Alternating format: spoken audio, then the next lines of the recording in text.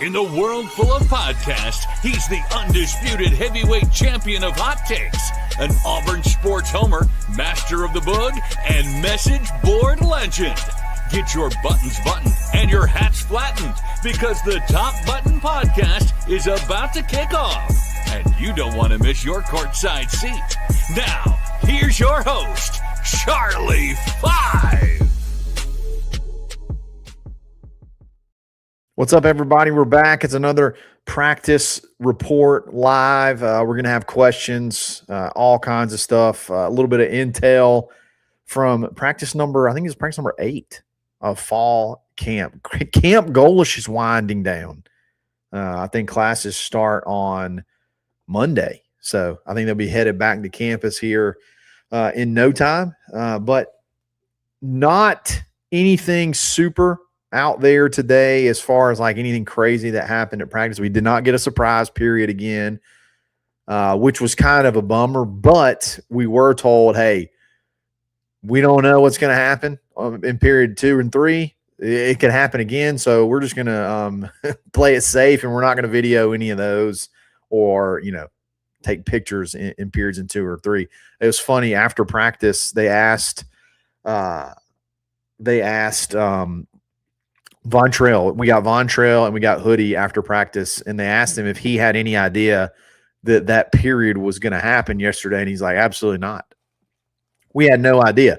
He said, that's why I was like, oh, you know what, because it was impromptu. We had no idea. And he said it was really good, though, because it really makes sure that everybody's on the same page so that you can get on the ball quick and get everybody out there that you need to get out there. And then, hey, you go play football. And it gives you extra snaps to go play football. So I want to take a look at my notes from today and go through a few things and then open it up for questions. There were a couple of guys that were being worked on that didn't practice fully today. Nakai Davenport was one. Jonathan Eccles was one. And Stanton Ramil was one. So Stanton was being worked on today. Yesterday, he was in on the touchdown pass. So he was in, and he was in on a lot of the one-on-one battles. I think there's a picture of him out there going one-on-one against Jared Smith. But when we were leaving, did notice him on a stationary bike, and then I think he spent I never saw him. I think Nate King from 247 Sports saw him in the training room being worked on basically the whole practice. So that could be something to pay attention to down the road. I will say that Hoodie was asked specifically about Stanton Ramil, and he went out of his way to say that he was healthy. He's going to be probably your starting right tackle. Nothing seemed super concerning. Like there wasn't, even though, Stanton was actually supposed to be there for media and he wasn't, even though he was in the training room, nothing seemed like super serious. So take that for whatever it's worth. I don't think there's, at least as of yet, anything to worry about. When they break into defensive drills, I call this, a pursuit drill. That they have different names for it, but basically they line up 11 as if it's a defensive formation, and then they all sprint to where the coaches say the ball is, and then they line up and they do it again. They do it multiple times, and there's been a lot of mixing and matching until today. It finally looked like it was closer to a starting 11. It looked like it was like the most close to probably who would be out there the first play of the game. And your starting defensive line was, no surprise, Jared Smith and Deshaun Womack on the ends. No surprise, Dallas Walker on the interior. Cody Sigler's also been dealing with a very, very minor injury, so he was not in there first. They had Darian Smith in there, which is interesting because he's a little bit of a lighter interior defensive lineman, but they really like all the versatility that he brings. So that was your defensive line. Your linebackers were X and Melendez. No surprise, those guys 1-2 every single time. And then Andre Jordan's always been the consistent name on the one end And then it's been Gavin Jenkins. Today was the first time I've seen Rayshawn Pleasant go in with the ones. Don't know if that's important or just interesting for this particular drill, but I know that Rayshawn wants to be more than just a return threat. And I know the dude's working hard, so good for him getting some looks there, getting some looks there at corner with the ones. Your safeties, and I think your two safeties were Sylvester Smith, which I've seen him back deep a little bit more than I have been used to. Typically, he's been there at nickel, but I think it was Sylvester Smith-Reed, Eric Winters, and then Champ was at nickel. So take that for whatever you will. I can't go into too much detail about this from a formational standpoint or anything like that, but the offense was really working on red zone, red zone situations. As a matter of fact, like everybody today was on the inside, like they didn't go outside. So if you've been following along with Village Vice and all the, jokes, Auburn's so soft now, they don't even practice in the heat anymore. I'm joking, tongue in cheek. Everybody was inside. So they were practicing on one end and they were doing a lot of red zone stuff. Some really, really cool formational things that they were working on. People lining up in different places. Again, I'm not going to go, and I don't want to be that guy. I don't want to be that guy that spoils anything. So not going to go into too much detail, but they really focused a lot in the red zone. So that was kind of cool to watch, and you could see some really unique things that they can do, particularly some of those slot guys that I think could be fun to watch. Pretty deadly and tough to defend as well. When Stanton was out, he was out today all day. So Wilson Zierer was your starting right tackle. So Hoodie talked about how the goal from here on out is really building depth at tackle. They're trying hard to make sure they have the guys behind Joe Simmons and Stanton Ramil.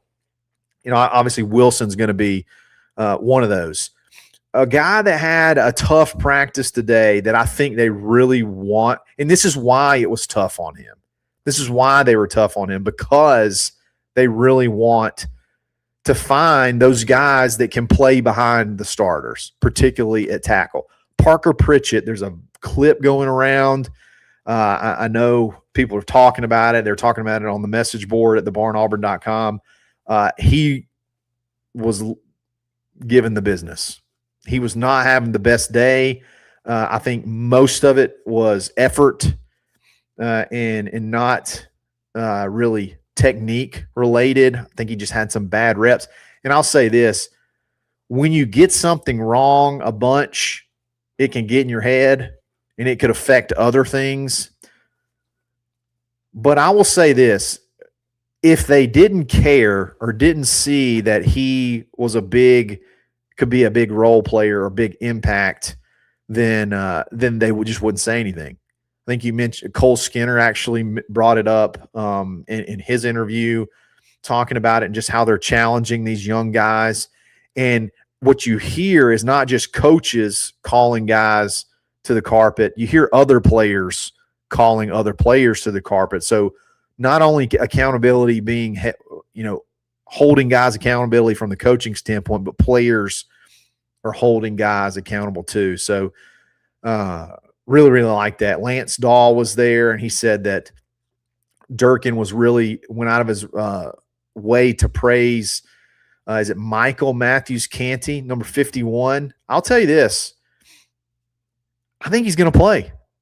I almost would say that he might be your fourth linebacker, even ahead of DeMarcus Riddick.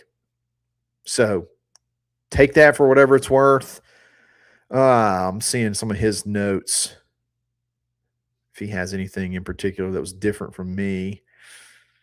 No, I think that's pretty much it today. Like, there just really wasn't a ton that's not just repeating the exact same thing, over and over again. So we can go ahead and jump into the questions. So make sure y'all fire them in, and and we'll go as long as you guys want. This is one to start off with. No mention of Cale Ellis as a potential guard. So it seems like he may be locked into the backup center role. I'm okay with that. I think that's accurate. Haven't seen him a ton at guard. The biggest shakeup at guard as of late is Jacob Strand, the Oregon State transfer moving inside. Don't know if that's just an experiment thing, if he's outperforming Derek Plaz. Don't really know.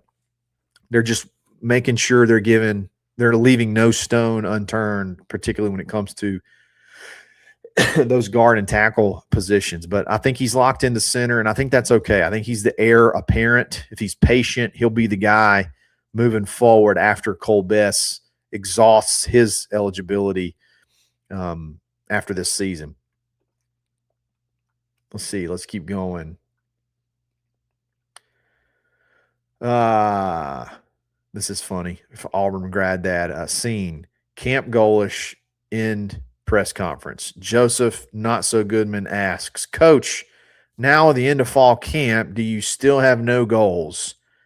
We have goals to be soft, Charmin soft. Those have been hilarious, by the way. I think my favorite one was the one about mild salsa. That was a really good one. And then there was God, I don't even know where to start. And then we're talking about the Village Vice soft topic. They've been having a lot of fun with the Goodman article. It's been hilarious. You're asking a question for the group, but I'll answer it as well. Question for the group: percent chance that this coaching staff stays whole after the season. This is a really good question. I ask because I think they're building something here, and it would be a shame to have to backfill anyone. I would say, particularly on the defensive staff, it's probably pretty low, okay? And this doesn't have to be a bad thing. But think about this. You've got Coleman Hutzler, former defensive coordinator. You got Tim Banks, former defensive coordinator. You got DJ Durkin, who's in year 3 that, potentially could be in the running for some head coaching jobs. Who else do you have? I mean, you got a bunch of very, very talented guys. I'll tell you what, too, there's some assistant guys that are studs that you could be looking for, replacing. Offensive side of the ball, I think Cody's pretty attached to Golish. I think Hoodie's probably pretty attached to Golish. If they have a phenomenal year, could Joel Gordon get some looks at potentially being a head coach? Larry Porter, he's been around. He may be locked into being here for a while. I would say the chances are pretty low on the defensive side. Let's just go with that. I think the offensive side has a better chance of retaining everybody than the defensive side. So I would put the percent chance of this whole staff coming back as is fairly low percentage-wise, and it's not a bad thing. Marcus Wood says he doesn't believe any important coach goes anywhere. It just depends. What do you define as important? I mean, I'll tell you what, the NFL is like licking their chops to get Vontrell, like every single year. So I know he loves it here, but, those NFL jobs, there's only 32 of them. Those NFL defensive line jobs, there's only 32 of them. They're pretty cushy jobs. So I think everybody that wants to get one pretty much loves having it. So that would be one you could, that could be one that could jump too. Let's see here. Depends on how well they do this year or on whether they stay together or not. It could if they all if it's one of those things where you get a taste of it and you think you got a potential to maybe bring some guys back or hit the portal and there's some good pieces and you can, make another run.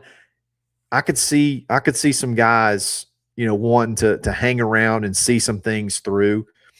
particularly DJ Durkin, because a lot of these guys that he brought in are going to be juniors next year, and they could have, potentially be NFL picks after the fact. So, yeah, I could definitely see that. Dude, I'm ready to see Byram hit somebody, says Big Rob. Brother, I can't wait. It's going to make me nervous every time I see it because I'm afraid he's going to hurt himself because he is so violent. There's a clip going around right now, and I guess this was at media days. Someone was asking Byram about that touchdown run against Boise, where he literally seeked. Is that the word? Is that the right word? Seeked out contact from the safety and lowered the shoulder on him. He's a tough runner, man. So I know he's going to want to lay. I think he's going to want to inflict pain. There, you're right, Auburn grad dad. That's what we talked about. I worry about him in the NFL as well. If I'm AG, I'm lining up 2 tight ends with a former quarterback catching a swing pass and tossing it back to Byram. Let's don't already get in trick plays.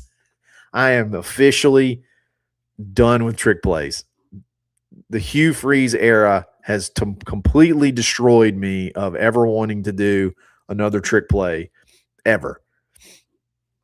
Let's just run QB power right down their throat and dare them to stop it. How about that? Does Golish do trick plays? That's a good question. I don't. He did they called a fake punt. Does that count? I remember they called a fake punt in the Boise game.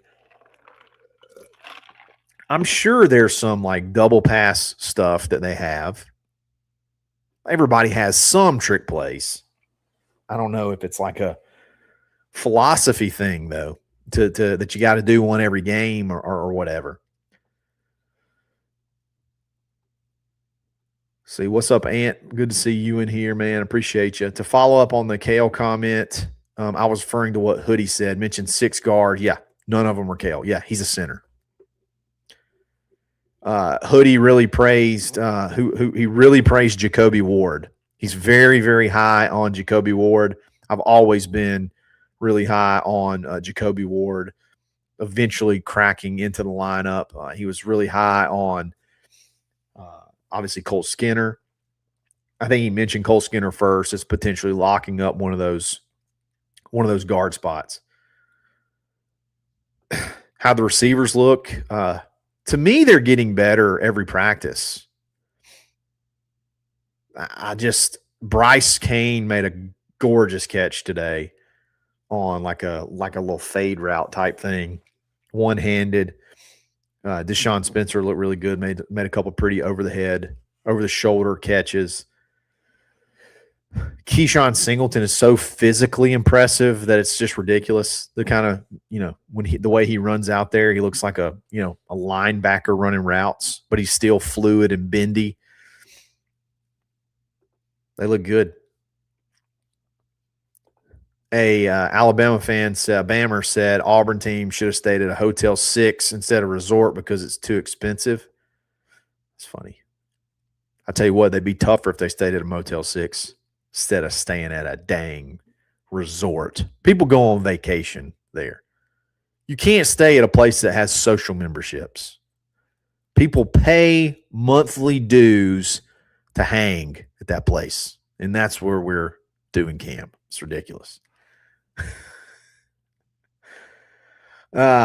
Something about VKW today made me nervous about the D-line. So many responses pointed to young, inexperienced guys, and we're working on it.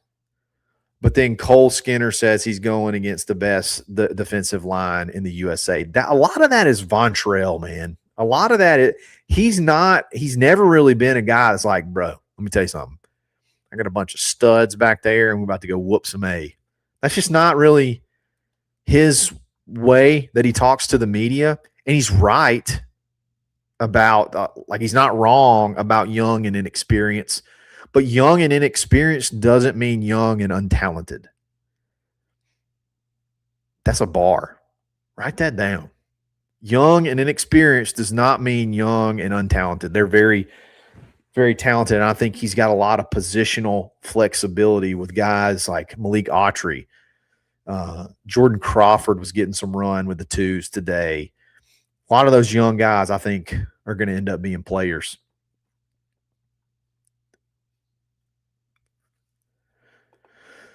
If we overachieve, we'll lose people, but it means we had a successful season. You're talking about coaches. Yeah, I agree. I think there's going to be some guys that could bolt, maybe use this as like a resume type year if that were to happen. Rate my boog level on a scale of 1 to 100. I'll tell you what, when I left practice yesterday, after that 70-yard touchdown pass, my boog was at like 250. It was up there. I'm still pretty high. It's hard for me to come off the boog. Like my boog level is always typically pretty high.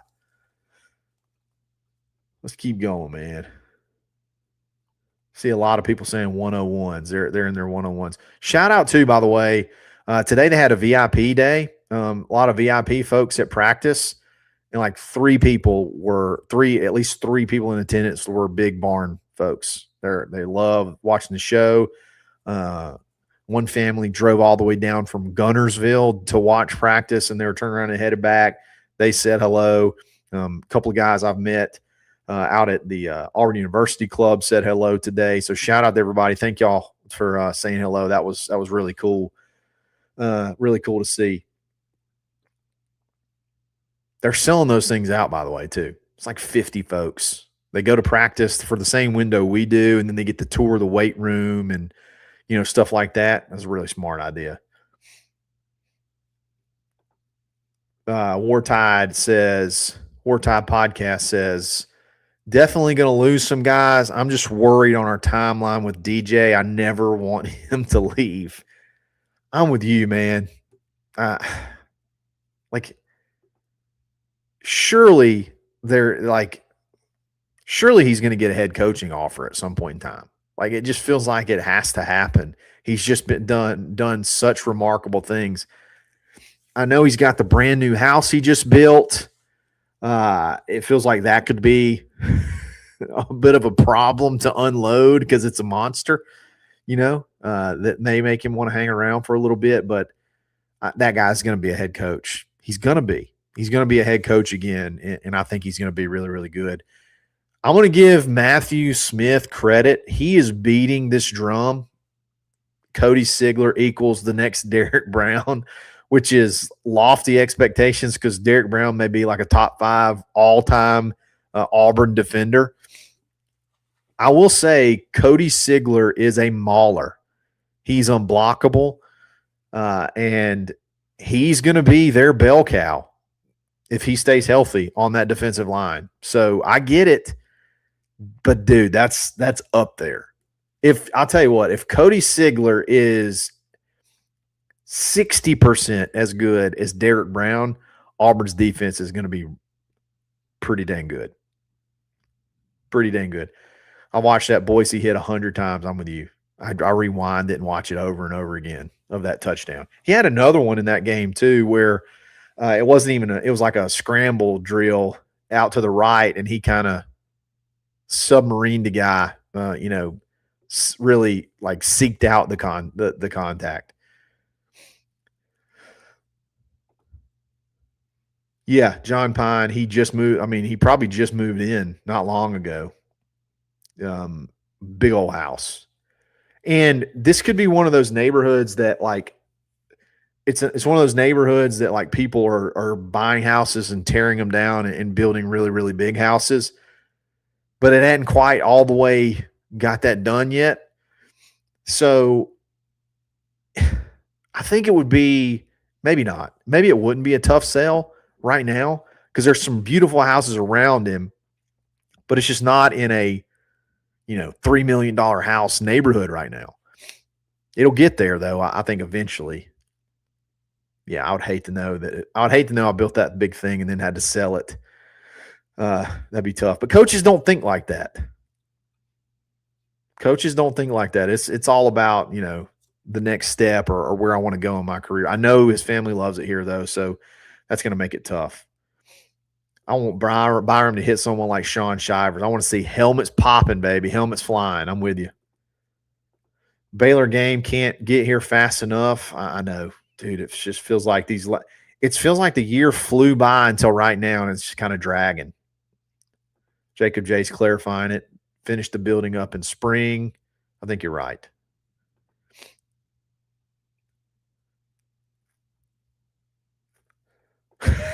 Pop. Only problem is many ex-coaches have houses in Auburn. That's so true. There's a bunch of them walking around here. Has the wide receiver depth changed since yesterday, or was that something y'all got to see? No, it looks pretty much the same. Chaz is the guy they're moving all over the place, and like where he lines up depends on how the rest of the depth chart shakes out. I did see Christian Neptune going before Deshaun Spencer today a few times in the slot. I continue to think that he's going to be a huge weapon this year in this offense. So I don't know. Maybe that was significant. Could be one of those interesting versus important type things. Excuse me. Cheese says, heard some Alvin and Kane love from the special teams coach. Good. I missed him. I had to run. But that's good. That's good stuff to hear. Charmin Tigers. That's an NIL deal right there. Charmin Soft. Let's see. Throwback to the Motel 6 joke. Might not get out alive at a Motel 6. The more I watch USF tape and see more screens, I think Spencer will have a huge role this year. That's a good point. And I would say in that live period, he probably had at least 2 catches. I don't want to say they were screens per se, but quick passes to, get him in space and let him go make plays. What would surprise you more, Byram being benched by week 6 or Byram winning the Heisman, being invited to New York? Byram being benched by week 6, and it ain't even close, would be more surprising than the latter. I am a full-on believer in Byram Brown. Is Sigler better than Fairley? You talking about like the first-round draft pick? Good? I don't know if he's that good. He doesn't have the measurables, I think, to be a first-round pick, but he could have, and shoot, Fairley had like 10 sacks that year from the interior, which is wild. I don't think he's going to have 10 sacks. I don't think he's going to be asked to have 10 sacks. Those are lofty. That's pretty lofty. I would lean towards no, but that's not a bad thing. Let's see. Hat is flattened and buttoned. The barn's on fire. Daggone right. Our Auburn University Club finally got Imperial visors. I bought every color yesterday, so y'all may see different color visors every single show. Ooh, good question. Which group has more sacks this year, defensive line or linebackers? I want to pull up last year's stats really quick. Give me a second. Let's go to sacks last year. Okay, so Auburn had 30 total sacks last year. And it looks like 11, 13 of the 30 came from linebackers. 2 came from the safety, so that's 15 out of so half of them came from non-defensive line players. So I'm going to go with a defensive line. I think a singular linebacker could lead in amount of sacks.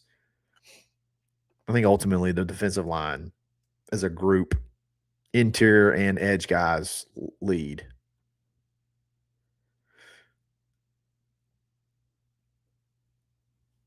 Brent Salter, were you there, buddy? They even gave y'all VIP lanyards, at the visitors. They had the cool little necklaces and everything. He is paid really well. He does seem to love it here, and he stayed when he could have left. And I would say, yeah, you mentioned it, after he got passed by their job and maybe even felt like he was led to believe it was his, and he still stayed. Those are all great points. Locked On Baylor said they have the advantage on the D line over our offensive line. They say we are worried about our offensive line.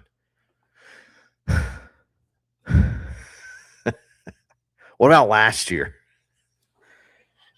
I mean, how much different is their defensive line than it was last year? And their defensive line just got completely bamboozled, completely dominated by a team that won 5 games.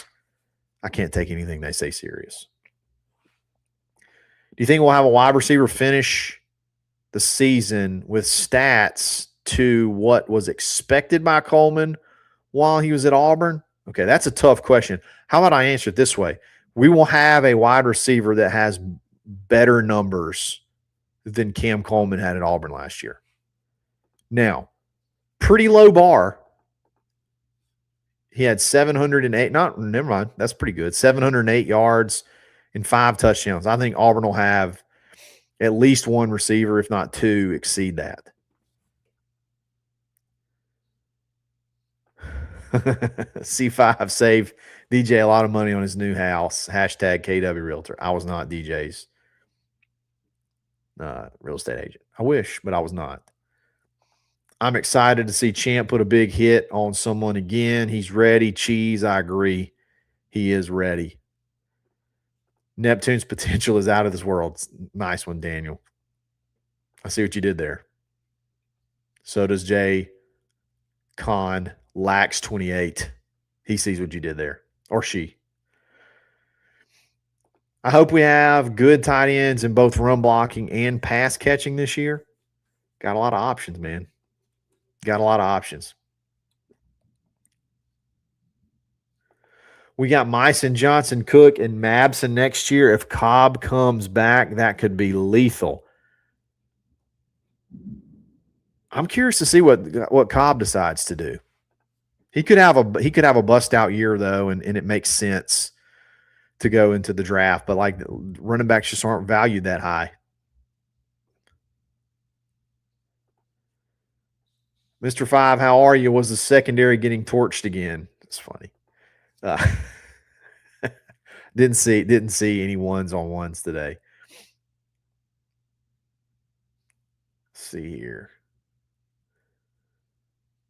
Talking about Spencer, I think I saw this pop up, but I haven't watched it. The film guy, which is Brooks Austin, potentially is his name, just posted a video talking about Byron Brown and referenced the guy who Spencer would be replacing. Kept mentioning that slot motion guy is designed to get the ball.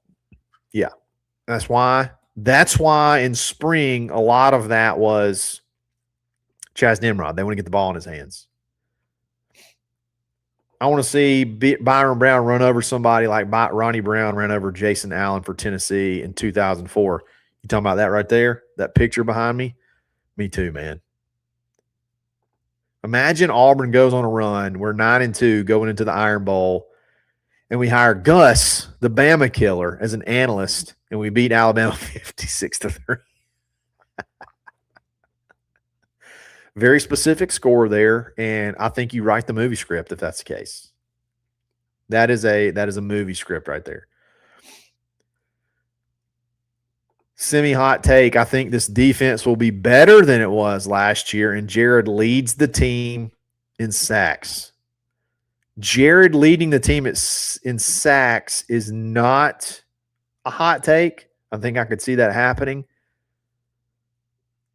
And, I don't think necessarily – I don't think it's like a super far reach to think this defense could be as good as last year. Be better. I think it would be tough. But who knows? If you have an offense that can support you a little bit, it may make it easier to, want to take a gamble and potentially create some more turnovers. I'm with you, buddy. I like where your head's at.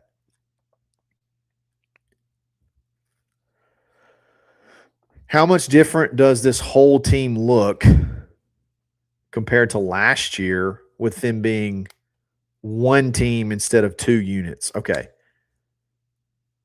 I think I understand what you're asking here. It looks like one football team. I think that may be the simplest way to say it. It looks like one football team. Looks like one unit. If you watch the way the defensive side interacts with each other, and you watch this offensive side, the way they interact with one another, and you watch the way that the coaches interact with the players, coaches from different position groups hyping up different position groups, like it looks like one football team. That sounds so simple, but it's if you've watched Auburn football any recently, you know where I'm going with that. Let's see here. I don't know what this is in reference to, but it's something's almost as dumb as the Arkansas fan you saw on TikTok saying they were winning 9 games. That'd be pretty shocking. Cam Stewart was very confident last year, and we were awful. Circus says J-Con lacks 28. What happens when you have an actual coach who knows what's going on? Exactly.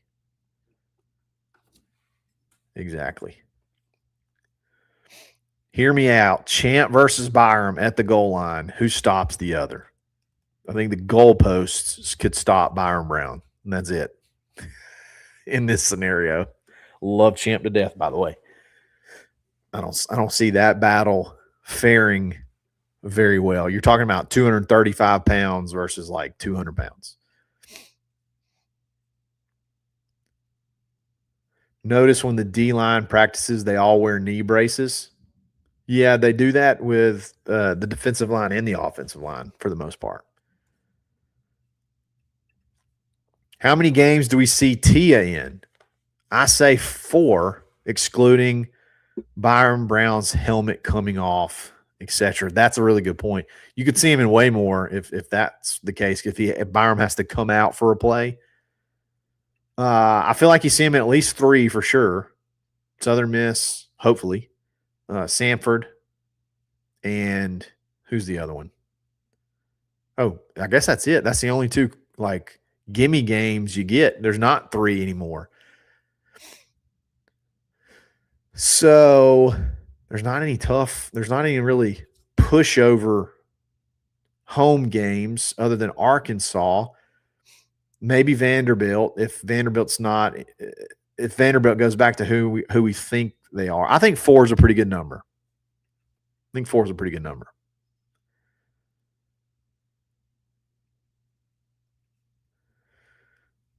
Talk about the plank drill with Ellis beating Best. Is that surprising? I didn't see this, so I don't know the context around that. Did Bryson get more looks today? Is he finally playing into playing shape? It's really hard to say. Davenport was out, so he was going third a lot. Davenport was he's been dinged up. He just got dinged up recently, I guess, so he's being worked on. I want to go watch this. The film guy, he teased breaking this down. I haven't seen it.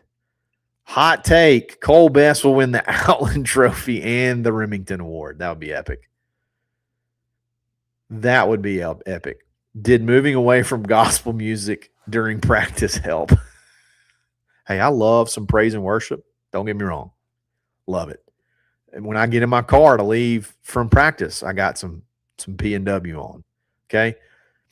Something about It's Going Down or Inner Sandman or Pantera blaring just gets me fired up to want to go strap it up and get out there and bang heads. You know what I mean? That just feels like more football.